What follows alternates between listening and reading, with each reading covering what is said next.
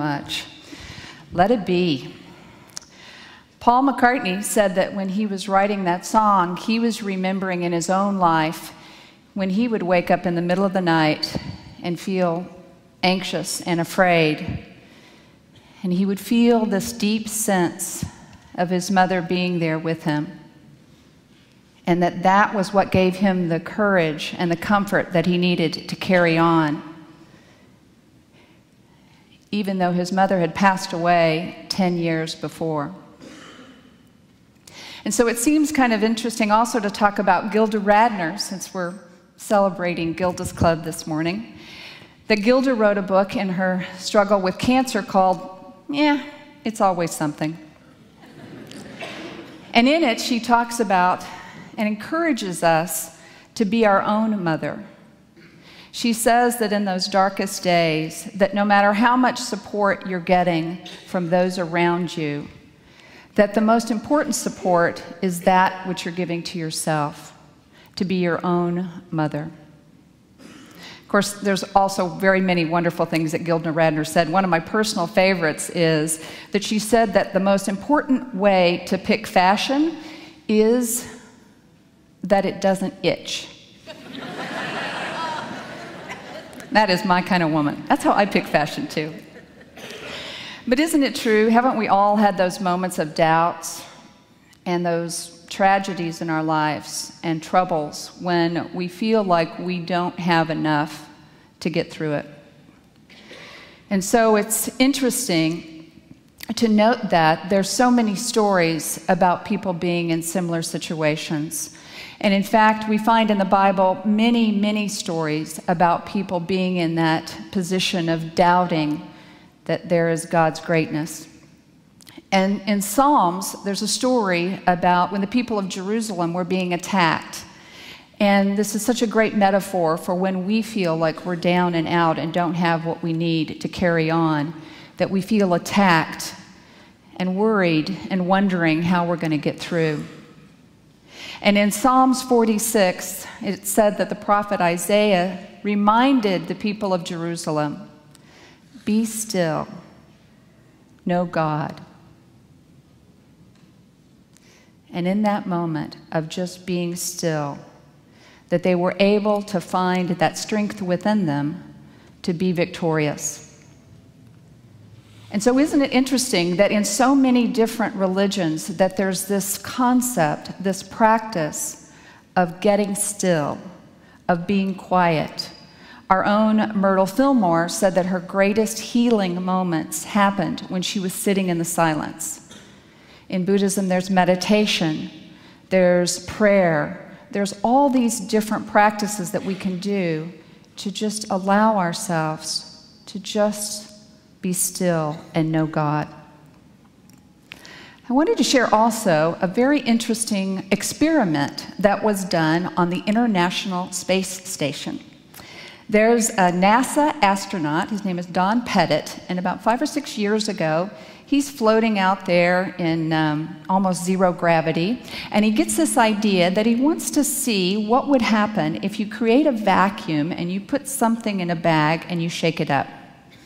And so he started to film this experiment, and he took a plastic bag and he poured in 3 tiny teaspoons of salt crystals, tiny, tiny little salt crystals.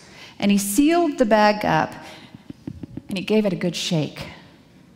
And within seconds, the salt crystals are attracted to each other.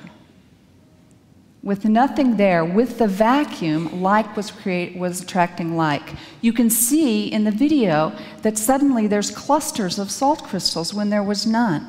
There's nothing else in the bag but the vacuum. And isn't that kind of what happens when we get still? Is that we create this vacuum so that the like within us, that Christ consciousness that each and every one of us has, can then be opened up and attracted to God's greatness. But what's happening here on earth? What's in our bag? If you look at your bag, maybe you've got thoughts and emotions and to-do lists and the cell phone and the job and the boss and the TV and the internet and all this stuff in our bag. And then we shake it up. Is it any wonder that we feel overwhelmed? And then when somebody comes that wants to put just one more thing in our bag, Katie, bar the door. There's no room. We are shaking our bag full of stuff, and it's making us crazy. And so what does this space experiment help us understand? That maybe that if we created a vacuum, maybe if we created a little space, that like could attract like, that we could maybe even think about just setting your bag down for a minute and feel that kind of space. I'm firmly convinced that in order to really be in tune with God's greatness and allow us, we are vehicles for God's greatness to be transformed and manifested into this world, it's a whole lot easier if there's a clearer shot. So we got to get some of the stuff out of the way so that God can speak through us and to us. And so there's some wonderful practices that we can do that can remind us to let it be, to let go, and let God. There's a Zen Buddhist named Thich Nhat Hanh, and he has a very short guided meditation, and we can do it right here. We're just going to take a few slow, deep breaths. And on the in-breath, silently tell yourself, breathing in, I see myself as space.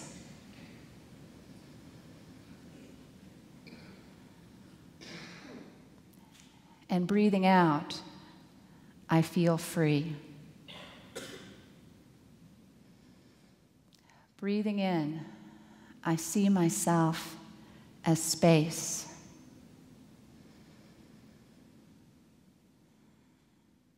And breathing out, I feel free.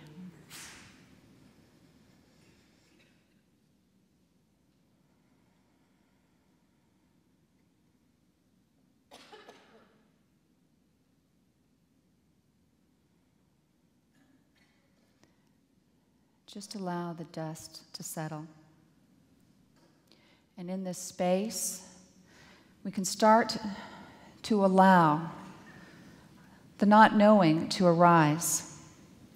There's also a great practice of being curious, seeing things with fresh eyes, creating this sense of space and seeing yourself and your friends and your family and even your problems as if you were seeing them for the very first time. To bring that sense of curiosity to the silence. And in fact, I would add to that, that I would think that if you look at Jesus as such an incredible way shower, that there were two things that he did so skillfully that really enabled his teachings to endure. And the first was that Jesus brought an incredible curiosity to life. He showed up. He saw things from a fresh perspective. And equally, maybe even more importantly, Jesus had such an incredible imagination. Jesus imagined that the world could be different. Imagination is one of the most powerful tools that we have. And so we can imagine, each and every one of us, with that Christ consciousness within us, imagine how your life could be different. Imagine, with curiosity, how things could be. I think that's the best way that we could honor the teachings that Jesus gave us, is to have that sense of curiosity and imagination that we bring to the space created.